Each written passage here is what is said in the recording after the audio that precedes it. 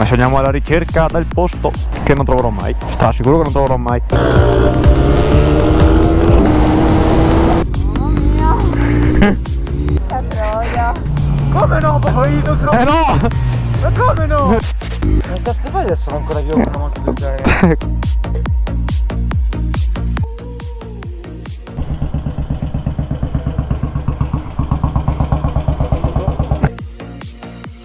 Noi possiamo andare? Andiamo bene.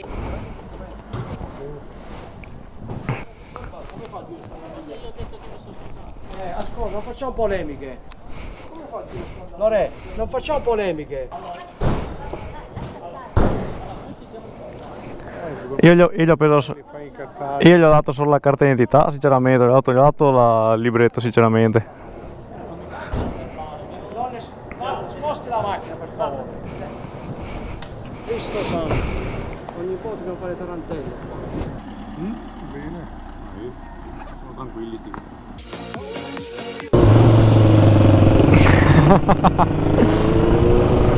Vabbè raga, vi spiego la situazione giusto per essere chiari. Ovviamente non potevamo parcheggiare lì e su questo lato hanno ragione, ma dal lato che mi faceva più i coglioni è che se quell'altro Mona si facesse i cazzi suoi, avesse preso la macchina e l'avesse spostata, non ci avrebbero neanche controllato i documenti. Invece no, deve fare questione, rompere i coglioni, e così ci siamo andati di mezzo anche noi. Ripeto, se quell'altro prendeva la macchina e la spostava, era finita e morta là.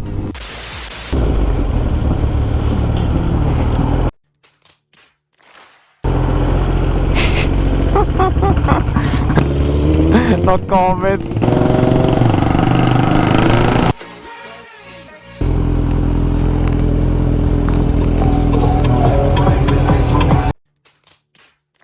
Porco.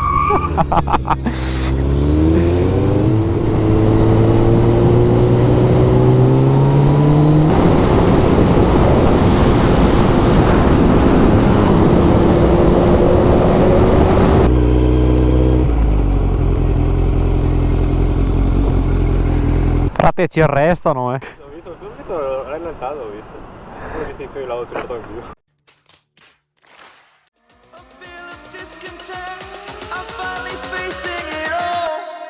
Fearless.